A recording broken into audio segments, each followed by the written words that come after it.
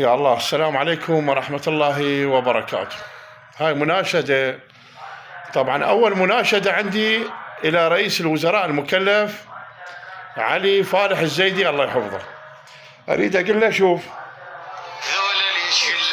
ذولا درب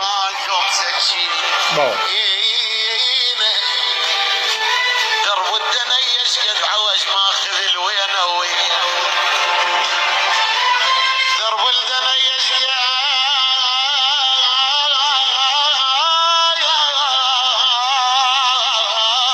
عوج ماخذ الوين ذولا اللي يشيلون. سيادة رئيس الوزراء، ذولا متوزين التراب ونايمين على مود يحمونك ويحموني أنا ويحمون هذا البلد ويحمون المقدسات، نايمين على التراب. فما ممكن أن نجازيهم ونقطع عنهم البطاقة التموينية، وما ممكن أن يراجع على قطعة أرض وما تنطيه قطعة أرض. أغلبهم بل الأكثر هم هسه الآن قاعدين بإيجار، والأكثر من عندهم قاعدين بمناطق زراعية نائية ما بها خدمات. هذا الجندي اللي ملتحف الأرض ونايم على التراب قسما عظما راتب البرلمان يستحقه.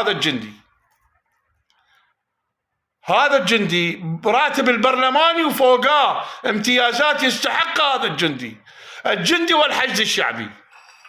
شفتهم شوفتك اياهم شلون نايمين على التراب على مود يحفظون هذا البلد.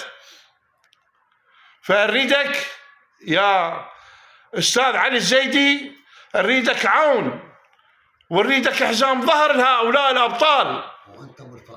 وانت ابو الفقير حسب المعلومات اللي اجتنا، انت ابو الفقير قسما بالله، لا مجامله. انا هم من اهل الشطره، انت ابن ولايتنا وابن منطقتنا ونعرفك ونعرف اهلك وناسك.